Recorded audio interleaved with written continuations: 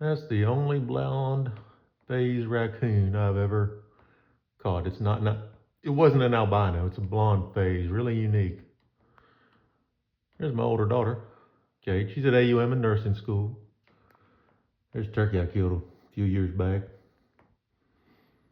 That's one of my best friends right there. He passed away from cancer about 5, 6 years ago. His name was Chris Jarowski. There's where I keep my corn snake. But that's not what we're talking about today. So, do this. Hey, this is Dana, your friendly neighborhood wildlife biologist in his name outdoors.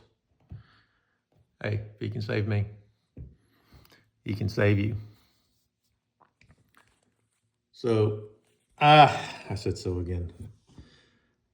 I'm doing data work for my nest egg predator trapping. Let me just turn this thing around.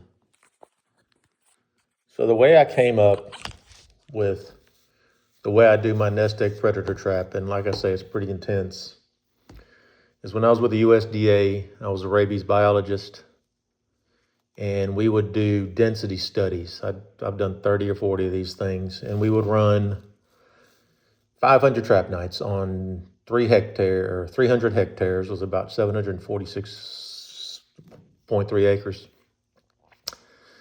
And we would run 50 traps, 10 nights. If a trap didn't catch something in 3 nights, we'd move it. We had really good coverage.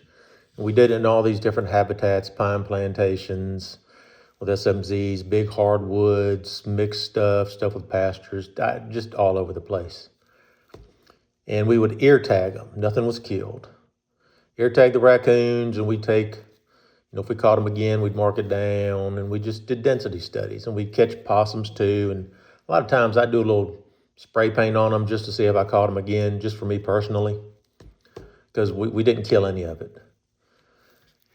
So when I retired from the USDA and I started my own company back in June, and I thank all of y'all following me. I just started this company on my own, on a whim, no loans, no money.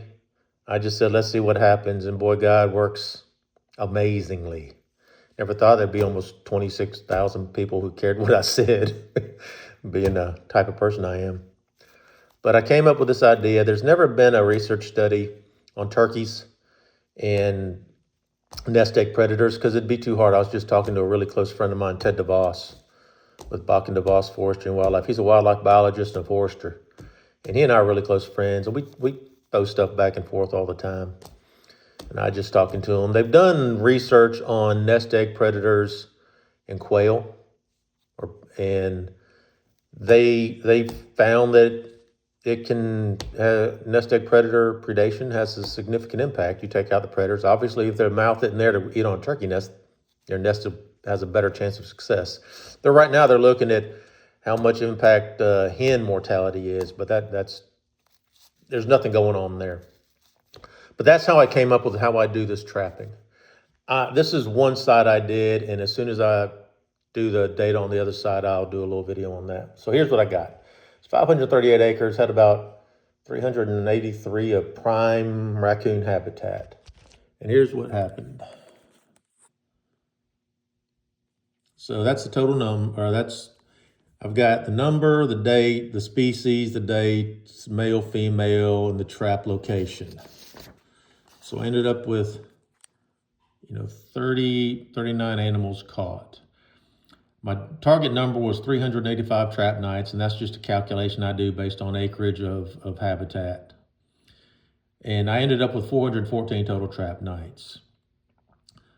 I had 314 cage trap nights trap nights with cages, live traps, and a total number of 100 nights with dog proof.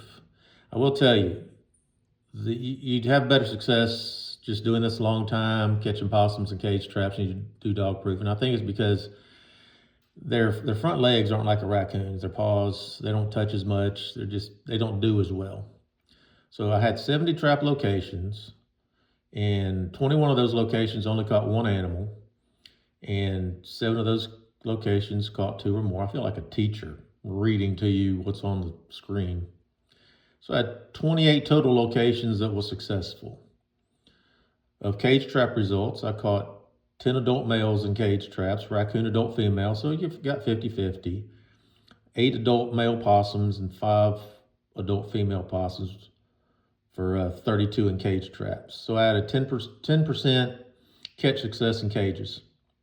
Dog proof, you can see right there, 2 adult males, no females.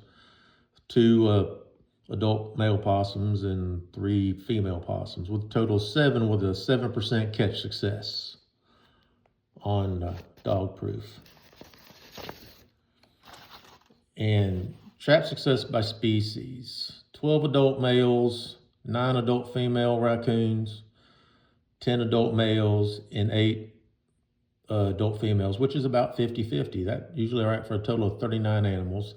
And this is one of the more important things when I do this. You know, you can go out there, and if you're trapping anything for a weekend, that's great. But you see, the first night I only caught 3, and then your numbers pick up: 8, 7, 8. For some reason, didn't catch anything on the 28th. That's not uncommon. I think we had a bad storm come in that night, and they just holed up on me. And then the next day, hammered them, 7. Now remember, this is, I'm running daily, usually 56 or more traps. And then I didn't catch anything on the second, and then my numbers just dropped off. I pretty much caught the majority out for a total of 39 animals, 4 on the third and 2 on the fourth. So I think that was just the night that rained really bad, and they just stayed up. But usually first day's a little slow, and then you hit for about 4 or 5 days, and it just drops off. And this is my data sheets that I use. So this is my data sheet right here. This goes to the landowner. So I've got what type of trap it is, the bait gone, trap open, the trap was moved, now it's trap number 59, nothing there. Raccoon adult female, raccoon adult male, trap open, trap closed, raccoon adult female, bait was gone, opossum adult male, trap flipped, bait gone. And there's, that's my little key, because I want to know what happens. It's important to me on what happens. And when I move traps, so I got that data sheet. This is the next data sheet. That tells me that, these traps were pulled, moved. What kind of trap? I put Grizz on here, but, I don't promote anything. Those are dog proofs. And a lot of times, it'll go the entire time, nothing. That trap right there, number 37, caught 3 on it. This trap right here, 1, 2, 3, 4, 5 days, and the last day I caught a adult male opossum. I caught 1 first day there, nothing. Went 3 days, caught 1, then nothing. Look down here, 1, 2, 3, 4 days, nothing. Then I caught adult male raccoon. Some of this data work. Some of these traps caught something in this right here. 1, 2, 3, 4 trap. I had 4 things for that trap right there. An opossum, a raccoon, an opossum, and a raccoon in that trap. And that was a cage trap. So all these are located. I got the trap numbers and all that with them all. I'm trying not to make y'all sick. And then when I'm done, I'm not going to get too close into that, but when I'm finished trapping, you've got all the X's are places that didn't catch, and you see those. That's where they caught on this property. That's sent to the landowner so they can see it. So that's how I send it, and that way they know where everything's at, and they see where I was at. This area wasn't as good. I knew it wouldn't catch very well. This is a big creek runs through there. It's a swamp through there.